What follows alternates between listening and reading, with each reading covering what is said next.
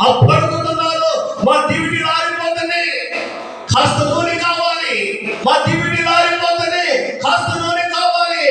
నీ రక్షణ నిన్నే రక్షిస్తుంది తప్ప వేరే వ్యక్తిని రక్షించదు.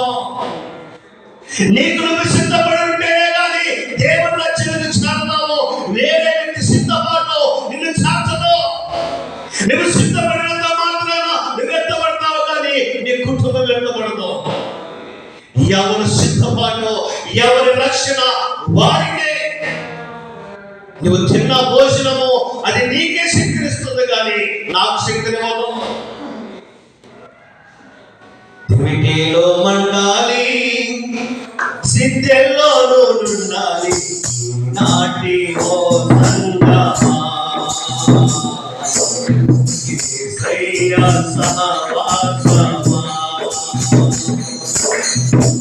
దివిటీలో మండాలి, సిద్ధెల్లోనూ నుండాలి, నాటి ఓ సంగమా యేసయ్య సహవాసమా.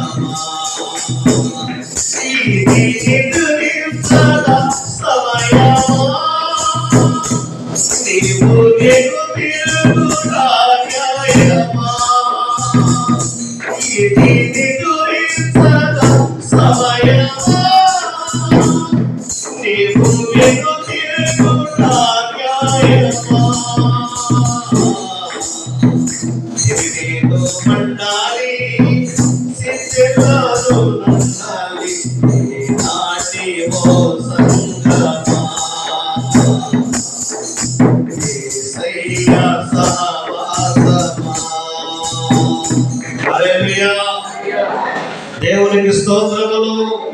హల్లెలూయా. ఓ క్రైస్తవుడిగా, ఒక విశ్వాసిగా నీకున్నవలసింది తెలుసా? మెలకువ కలిగి ఉండాలి, సిద్ధపడి ఉండాలి. ఏ సామున వస్తాడో తెలియదు, ఏ ఘడిలో వస్తాడో తెలియదు. అయితే నీకున్నవలసింది తెలుసా? సిద్ధపాటు. సిద్ధపాటు కనుక నువ్వు కోల్పోతే, సిద్ధపాటును కోల్పోతే ఆ రాజ్యానికి సాక్షపడవు. హల్లెలూయా, హల్లెలూయా. రెండవది చూడండి, మత్తయి సువార్త 26వ అధ్యాయము 41వ వచనం చదువుకుందాము. మత్తయి సువార్త 26వ అధ్యాయము 41వ. మీరు శోధనలో ప్రవేశింపకుండానట్లు మెలకువగా ఉండి ప్రార్థన చేయండి. మీరు శోధనలో ప్రవేశించకుండా ఉండాలంటే ఏం చేయబడి?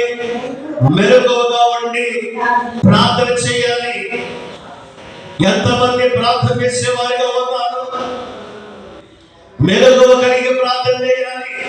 దేని కొరకు తెలుసా? శోధనలే. శోధన వస్తుంది. శోధనలో పడిపోతే మహాభయంకరము. ఈనాడు అనేక మంది యవనస్తులు శోధించబడుతున్నారు, శోధనలో పడిపోతున్నారు, వారి ఆత్మీయ జీవితాలను నాశనం చేసుకుంటున్నారు. శోధనలో పడకుండా ఉండాలంటే, శోధించబడకుండా ఉండాలంటే మెలకువ కలిగి ప్రార్థన చేయాలి. ఈనాడు నీ కుటుంబం ఎలా ఉంది? శోధనలో ఉన్నదా? శోధన పడిపోయిందంటే గల కారణం, శోధించబడుతుందంటే గల కారణం ప్రార్థన చేయలేకపోతున్నారు. మెలకువ కలిగి ప్రార్థన చేయాలి, కనిపెట్టి ప్రార్థన చేయాలి, రోషం కలిగి ప్రార్థన చేయాలి, అవసరం కలిగి ప్రార్థన చేయాలి. నువ్వు ఎప్పుడైతే ప్రార్థనలో ఉంటావో, దేవుని పాదాలని కన్నీరుతో కడుపుతావో, నీ కుటుంబము శోధించబడకుండా ఆగుతుంది. ఏ రోజైనా నీ సంతోషంగా ఉన్నానా, సమాధానంగా ఉన్నానని ఏ రోజైనా మాట్లాడగలుగుతున్నావా? ఎప్పుడు చూసినా ఏదో ఒక బాధ, ఏదో ఒక శోధన వస్తుందంటే, శోధన నీ బాధలో ఇంకొక వ్యక్తికి చెప్పుకుంటే నీ బాధ పోవు. నీ బాధలు ఇంకొక వ్యక్తితో పంచుకుంటే బాధ పోవు. కానీ యేసుక్రీస్తు పాదాల దగ్గర మోకాలు వేసి కన్నీరు విడిచి ప్రార్థన చేసినప్పుడు నీ బాధలని తొలగిపోతాయి. శోధనలో ప్రవేశించకుండా ఉండినట్లు ఇన్నేళ్ళ ప్రార్థనే మనకున్న శక్తి, ప్రార్థనే బలహీనత, ప్రార్థనే మనకున్న శక్తి, ప్రార్థనే బలహీనత, ప్రార్థనే దేవునితో జరిపే సంభాషణ, ప్రార్థన దేవునితో జరిపే సంభాషణ, ప్రార్థనే మనకు కలిగించు దీవెన, ప్రార్థనే మనకు కలిగించు దీవెన, ప్రార్థనే మనకున్న శక్తి, ప్రార్థనలేమి బలహీనత. హల్లెలూయా. ప్రార్థన లేకపోతే బలహీనత వస్తుంది. ఈనాడు అనేక మంది బలహీనమైపోతున్నారు, అనేక మంది చాలిపోతున్నారు, అనేక మంది పడిపోతున్నారు, అనేక మంది కలవరపడుతున్నారు. ప్రార్థన చేయడం లేక శోధనలో ప్రవేశింపకుండానట్లు, మీరు శోధనలో పడిపోకుండా ఉండాలంటే, శోధనను జయించాలంటే ప్రార్థించే వ్యక్తులుగా ఉండాలి. హల్లెలూయా, హల్లెలూయా. ప్రార్థన చేయాలి. దేంట్లో కలగకుండా, శోధనలో పడకుండా, మీరు శోధనలో ప్రవేశింపకుండానట్లు మెలకువగా ఉండి ఎప్పుడు శోధన వస్తుందో నీకు తెలియదు. కాబట్టి ఎప్పుడు శోధన వస్తుందో నీకు తెలియదు. కాబట్టి ఇప్పుడు నువ్వేం చేయాలి? మెలకువ కలిగి ఉండాలి. హల్లెలూయా. మెలకువ అంటే జాగ్రత్త పడటం, జాగ్రత్త పడటం, జాగ్రత్త. ఏమంటే ఒక వ్యక్తి ఒక బైక్ మీద ప్రయాణం చేస్తూ ఉన్నాడు. ఇదే కాలం, శీతాకాలం. శీతాకాలంలో ఒక వ్యక్తి నైట్ బైక్ మీద ప్రయాణం చేసేటప్పుడు ఆయనకి ఏం అవసరం? స్వెటర్ అవసరం, టోపీ అవసరం, హెల్మెట్ అవసరం. ఎందుకంటే సరి తగలకుండా అది అవన్నీ కూడా ఆ వ్యక్తి సిద్ధపడి ఇప్పుడు మధ్యాహ్నం బయలుదేరడానికి నైట్ అయిందో ఎండ వచ్చేస్తో తెలియదు, పర్లేదులే అని అవేమి తీసుకోకుండా వెళ్ళిపోయాడు. వెళ్ళిపోయి అనుకోకుండా అక్కడ రాత్రి 10 గంటల సమయం అయింది. ఆయన వెళ్ళిన పని కాదు, తిరిగి బయలుదేరికి రావాల్సి వస్తుంది. ఆ సరిలో ఆయన వస్తూ ఉంటే ఎలా ఉంటుందో చెప్పండి.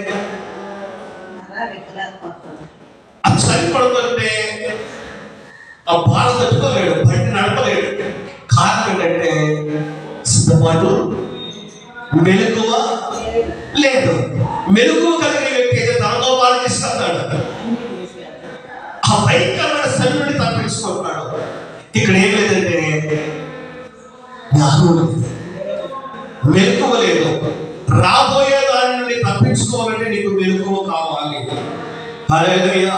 అందుకని దేవుడు వాక్యం చదువుతుంది, శోధనలో ప్రవేశించుకున్నట్లు మీరు మెలకువ కలిగి ఏం చేయాలి? ప్రార్థన పరిస్థితులు మారుస్తుంది. ప్రార్థన ప్రభావమైనది. ప్రార్థన నీ పరిస్థితులు మారుస్తుంది, నీ భవిష్యత్తును మారుస్తుంది, నీ రాకను మారుస్తుంది. హల్లెలూయా. ఇప్పుడు దాకా నువ్వు అనుకుంటావు, అయ్యో ఎండిపోయిన చెట్టు వలె ఉన్నాను, ఎండిపోయిన స్థితిలో ఉన్నాను, ఎలా నా జీవితం అని నువ్వు ఆలోచించడం వల్ల ప్రయోజనం లేదు. మోకాలు వేసి మెలకువ కలిగి దేవుడి సన్నిధిలో విజ్ఞాపన చేయడం ప్రారంభించు, ప్రార్థన చేయడం ప్రారంభించు. నీ కొడుకు జీవితం పాడైపోయిందా? నీ కోడల జీవితం పాడైపోయిందా? నీ మనవడి జీవితం పాడైపోయిందా? నీ తల్లి జీవితం పాడైపోయిందా? నీ తండ్రి జీవితం పాడైపోయిందా? చెయ్యి, ప్రార్థన చెయ్యి. పరిస్థితులు పరిస్థితులు మారిపోతాయి. తాగుపోతే అయిపోతున్నాడా, చెరిగిపోతే అయిపోతున్నాడా, తిరిగిపోతే అయిపోతున్నాడా, చదువుసగడైపోతున్నాడా, వేషగడైపోతున్నాడా, ఇష్టానుసారంగా బ్రతుకులు అపవిత్రం చేసుకొని తనకు తాను నాశనమైపోతున్నాడా? అయితే వెలుగు కలిగి ప్రార్థించి, రోషం కలిగి ప్రార్థించి, బలమైన ప్రార్థన చేయి, అద్భుతం జరుగుతుంది. మారరా, మార్పు చెందరా. మోకాళ్ళ ప్రార్థన అంట మనిషి పరిస్థితులు మార్చేస్తుంది.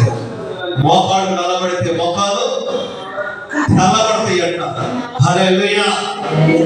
నువ్వు యేసయ్య సన్నిధికి రాకుండా, దేవునికి మొరపెట్టకుండా, ప్రార్థన చేయకుండా, అయ్యో నా బ్రతికి ఇలా అయిపోతుంది ఏంటి, నేను ఇలా అయిపోతున్నాను ఏంటి, నా కుటుంబం ఇలా అయిపోతుంది ఏంటి ఏంటి ఏంటి అని నువ్వు ఆలోచించి ఆలోచించి ఆలోచించి ఫలపోవడం తెచ్చుకోవడమే తప్ప ఏమీ కాదు. కానీ యేసయ్య సన్నిధికి వెళ్ళి ఆయన దగ్గర ప్రార్థన చేయి.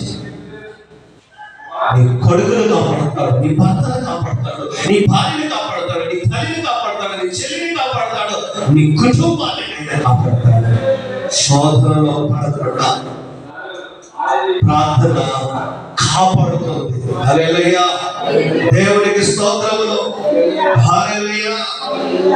మార్కు సువార్త 13వ అధ్యాయము 33వ వచనం చదువుకుందాం. మార్కు సువార్త 13వ అధ్యాయము 33వ వచనం. జాగ్రత్త పడుడి, మెలకువగా నుండి ప్రార్థన చేయుడి. ప్రేమను జాగ్రత్త పడాలి. జాగ్రత్త పడి మెలకువ కలిగి ప్రార్థన చేయాలి. ఒక వ్యక్తికి జాగ్రత్త లేదనుకోండి, ఆ వ్యక్తి ఏమవుతాడు? వికారైపోతాడు. అంతేనండి. ఒక వ్యక్తికి జాగ్రత్త లేదనుకోండి, ఆ కుటుంబం ఏమైపోతాయి? సంపాదించిన సంపాదన అంతా కూడా ఖర్చు పెట్టేసేస్తారు అనుకోండి, ఏమైందో చెప్పండి? అప్పులు తీసుకోవాలి. జాగ్రత్త లేకపోతే ఆ కుటుంబం పాడైపోతుంది. యజమానికి జాగ్రత్త ఉండాలి. యజమానుడు తీసుకొచ్చిన దాన్ని యజమానులైతే జాగ్రత్తగా కూడబెట్టాలి. దొరికిందని చూసి ఎన్ని కొనేసింది అనుకోండి, ఆ ఇల్లు ఎంత జాగ్రత్తగా ఉండదో, ఎంత ఆశీర్వదించబడిందో. దొరికిన ఎన్ని కొండంటే, కాపాడి ఎన్ని కొండంటే, అబ్బా చేతిలో డబ్బులు లేక, చూసిందా లేక, కొంటమే కొనడం. ఏమైపోతాయి? ఇల్లు అప్పుడు పాలైపోతా. ఒక్కరి సంపాదన ఇల్లంతా గడపాలి. ఆ సంపాదన ఏం చేయాలి? కూడబెట్టాలి. రూపాయికి రూపాయి పొదుపు చేయాలి. జాగ్రత్త పరుచుకోవాలి, కాపాడుకోవాలి. అదే లేదు. ఆయన ఇచ్చాడు, వాళ్ళు వచ్చాడు, నేను చూశాను, కొనేశాను. ఏం చేయమంటారు? లేరంటారు. కంటికి కనబడి అని కొనకూడదు. ప్రతి విషయములో జాగ్రత్తగా ఉండాలి. విశ్వాసంలో జాగ్రత్తగా ఉండాలి. నిజ జీవితంలో జాగ్రత్తగా ఉండాలి. వ్యక్తిగతంగా జాగ్రత్తగా ఉండాలి. పరిశుద్ధతలో జాగ్రత్తగా ఉండాలి. ప్రవర్తనలో జాగ్రత్తగా ఉండాలి. మాటలో జాగ్రత్తగా ఉండాలి. చూపులో జాగ్రత్తగా ఉండాలి. నడకలో జాగ్రత్తగా ఉండాలి. ఆలోచనలో జాగ్రత్తగా ఉండాలి. జాగ్రత్త కలిగి ఉండాలి. జాగ్రత్త కలిగి విశ్వాస జీవితాన్ని ప్రతిరోజు మనము కాపాడుకునే వ్యక్తులుగా ఉండాలి. జాగ్రత్త పడండి, మెలకువగా ఉండి ప్రార్థన చేసుకోనండి. ఒకవేళ పొరపాటున పాపంలో పడిపోతామేమో, లోకంలో పడిపోతామేమో, చూసిందా ఆశిస్తామేమో. జాగ్రత్త, మెలకువ కలిగి ప్రార్థన చేయి. నీ శ్వాస జీవితాన్ని నువ్వు అపవిత్రము చేసుకొని దేవునికి దూరం అయిపోయి ఆ రెండవ రాకడలో నువ్వు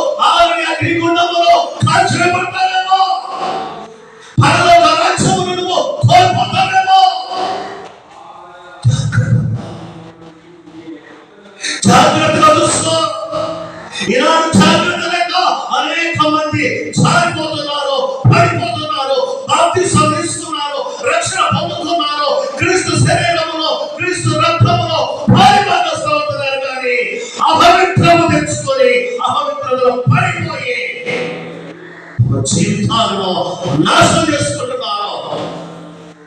ఏ నోటితో క్రీస్తు రక్తము త్రాగుతున్నారో, ఏ నోటితో ప్రభు శరీరాన్ని భుజించాలో, అదే నోరును అపవిత్రం చేసుకొని భ్రష్టులై లోకంలో తిరుగుతున్నారు. నిరంతర అలాంటి నిత్యమైన పనులు చేయటం వలన అనేక మంది శ్రమలో శోధనలో పడకుండా మెలకువ కలిగి ప్రార్థన చేయండి. జాగ్రత్తగా ఉండి మెలకువ కలిగి ప్రార్థన చేయండి.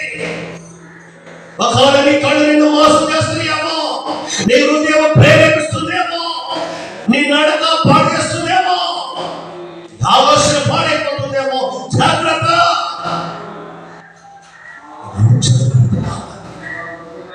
జాగ్రత్తగా మన ఆత్మీయ జీవితాన్ని మనము రక్షిస్తాం. జాగ్రత్త. చూసిన ఆశించబాకు. నువ్వు చూడవలసింది నీ నేత్రాలు ఆత్మీయ నేత్రాలుగా మారాలి, కానీ ఆకర్షితమైన నేత్రాలుగా మారకూడదు. నీ ప్రవర్తన ఆత్మీయ ప్రవర్తన.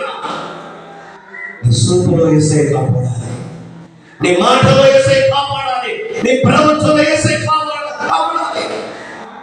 సమస్తము నిన్ను చూసినప్పుడు నిజమే నేను కూడా అని నిన్ను చూసిన వారు మాట్లాడాలి. హల్లెలూయా, హల్లెలూయా. నిన్ను చూసిన వారందరూ నిన్ను పొగిడే వ్యక్తిగా ఉండాలి. నిన్ను చూసిన వారు నిన్ను గౌరవించే వ్యక్తిగా ఉండాలి. నిన్ను చూస్తే యేసయ్యను అవమానపరిచిన వారిగా జరుగుతుంది. నిన్ను చూసి, నీ ప్రవర్తన చూసి, నీ క్రియలు చూసి, నీ తలపులు చూసి యేసయ్యకు ఎక్కడ కూడా అవమానము. ఆయన సిలువలో నీ కోసం నా కోసము ప్రాణం పెట్టింది. ఎందుకు పిలుస్తా? ఆయన మనము కనపరిచేవారుగా ఉండాలి, ఆయన మహిమపరిచేవారుగా ఉండాలి, ఆయనకు ఘనత తెచ్చేవారుగా ఉండాలి. ఎవరిని? ఒక కొడుకు కూతురు తల్లిదండ్రులకు వాడు మంచి పనులు చేసి ఘనత తీసుకొస్తే ఆ తండ్రి ఎంతో సంతోషిస్తాడు. అదే కొడుకు కూతురు అపవిత్రమైన పనులు చేస్తే ఆ తల్లికి ఆ తండ్రికి ఏమొస్తుంది? అవమానం వస్తుంది. జాగ్రత్త. భార్యాభర్తలు జాగ్రత్తగా ఉండాలి, అన్నదమ్ములు జాగ్రత్తగా ఉండాలి, కుటుంబంలో ప్రతి ఒక్కరు అక్కచెల్లెలు జాగ్రత్తగా ఉండాలి. భార్య ఆకర్షించబడకూడదు, భర్త ఆకర్షించబడకూడదు. లోకంలో నీవు ఆకర్షించబడవలసింది ఎక్కడో తెలుసా? యేసుక్రీస్తు మందిరములో దేవుని కుమారుడుగా నువ్వు ఆకర్షించబడాలి. నేను చూసినప్పుడు నీలోని వెలుగు కనపడాలి. హల్లెలూయా. నీలోని ఒక ప్రభావం బయటికి రావాలి. ఎలా ఉండాలి? మనం జాగ్రత్తగా ఉండాలి, జాగ్రత్తగా ఉండాలి. దేవుని వాక్యము మనము స్పష్టంగా తెలియపరుస్తుంది. చూడండి, ఇంకో మాట చదివి ముగిస్తాను. కొలస్సీయులకు రాసిన పత్రిక 4వ అధ్యాయం. కొలస్సీయులకు రాసిన పత్రిక 4వ అధ్యాయం 2వ వచనం చదువుకున్నాను.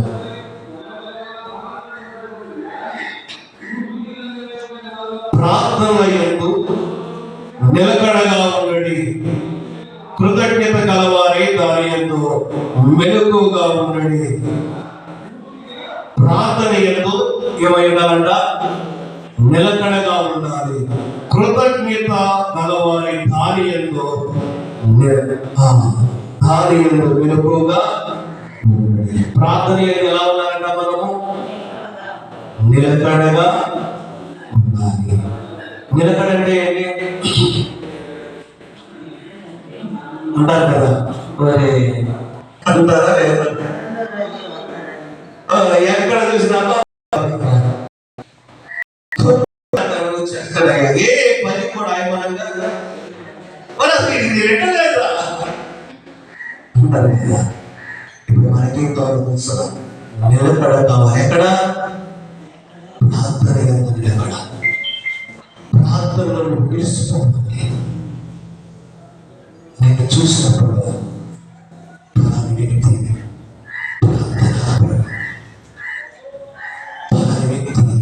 ప్రార్థన మోషేను దేవుడు చూసినప్పుడు ప్రార్థన, యెహోషువను దేవుడు చూసినప్పుడు ప్రార్థన, ఎస్తేరు దేవుడు చూసినప్పుడు, దెబోరాను దేవుడు చూసినప్పుడు, నిన్ను చూసినప్పుడు నువ్వు కనపడాలి. అనేకులు మనల్ని లోకంలో చూస్తున్నారు. కాబట్టి మనం ఎవరు చూస్తున్నారు? లోకంలో మన చెరువు చూస్తున్నారు. ఆ చెరువులు మనం చూసినప్పుడు మనం ఎలా కనపడాలి చెప్పండి?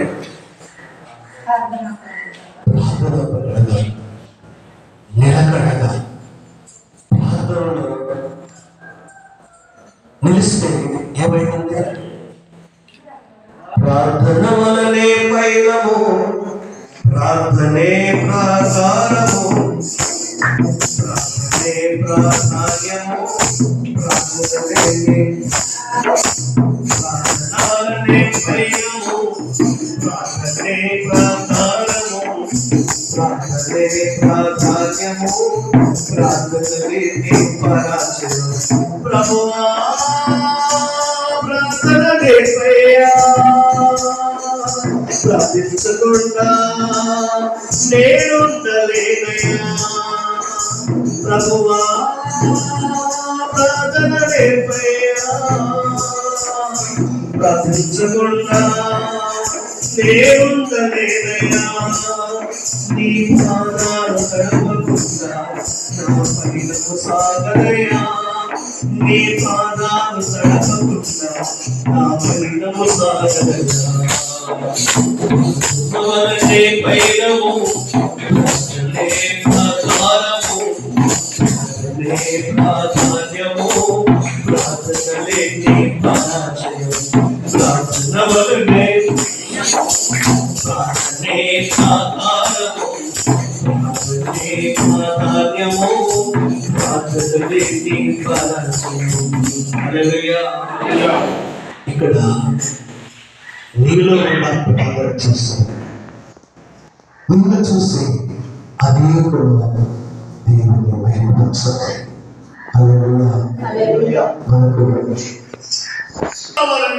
విజ్ఞాపన చేయడానికి, నీ భర్త కోసం విజ్ఞాపన, నీ భార్య కోసం విజ్ఞాపన, నీ బిడ్డల కోసం విజ్ఞాపన, నీ తల్లిదండ్రుల కోసం విజ్ఞాపన, నీ రక్త సంబంధుల కోసం విజ్ఞాపన, జీవి కోసం. శుక్రవారం ఎందుకు రావాలంటే అనేకులు నీకు తెలిసిన వారు, నీ బంధువులు, నీ రక్త సంబంధులు, నీ సంఘంలో ఉన్న నీ తోటి సహోదరి సహోదరులు అనేకులు బలహీనతల్లో ఉన్నారు. నీ గ్రామంలో అనేకులు అనారోగ్యాలతో ఉన్నారు. వారి కోసం ప్రార్థన చేయగలిగారు. హల్లెలూయా. ఆదివారం ఎందుకు రావాలి అంటే ఆదివారము ప్రభు దినము. ఆయన మరణాన్ని గెలిచి తిరిగి లేచి పునరుత్థానమైన రోజు. ఆ రోజు మనమందరము కూడా దేవుణ్ణి ఆరాధించడానికి కుటుంబ సమీపముగా రావాలి. హల్లెలూయా. కుటుంబ సమీపముగా రావాలి. ఆయన సన్నిధిలో మనం ఆరాధించాలి, ఆయన సన్నిధిలో ప్రార్థించాలి, ఆయన సన్నిధిలో మనమందరము కూడా ఆనందించి సంతోషంగా గడపాలి. కాబట్టి ఇప్పుడు అది ఆరాధనకు వస్తున్నాను. ఎందుకు వస్తున్నాను? విజ్ఞాపన ప్రార్థనకు వస్తున్నాను. ఎందుకు వస్తున్నాను? ఉపవాస ప్రార్థనకు వస్తున్నాను. ఎందుకు వస్తున్నాను? ఎందుకు రావాలి? అనేది కూడా మనం గమనించాలి. ఒక అనుభవంగా ఉండి ప్రార్థన చేయాలి, మెలకువగా ఉండి ప్రార్థన చేయాలి. మెలకువగా ఉన్న ప్రార్థన చేయడం చాలా ఉంది. సమయం సరిపోతుంది. మెలకువగా ఉండి ప్రార్థన చేయాలి. ఎందుకు తెలుసా? ఈ రోజుకైనా అపవాది గర్జించు సింహము అనే తిరుగుతున్నాడు. ఎవరిని ఎప్పుడు మింగుదనాని ఆల్రెడీ కొంతమంది మింగేశారు తెలుసా మీకు? కొంతమంది మింగేశాడు. ఎలా మింగాడు అంటే మందిరానికి రాకుండా ఆకర్షిస్తున్నాడు. కొన్ని రకాలైన వాటికి మత్తు పదార్థాలకు పారిశం చేసేస్తున్నాడు. అది మింగడమే. ఈ సమయంలో ఆ వ్యక్తి ఎక్కడ ఉండాలో తెలుసా? అది సన్నిధిలో ఉండాలి. ఇప్పుడు ఈ సమయం ఆ వ్యక్తి ఎలా ఉన్నాడు? ఎక్కడ ఉన్నాడు? కాబట్టి వాడు మింగుతున్నాడు. మెలుగు కలిగే ప్రార్థించండి. మనం ఒకసారి కనిపిస్తున్నాడు.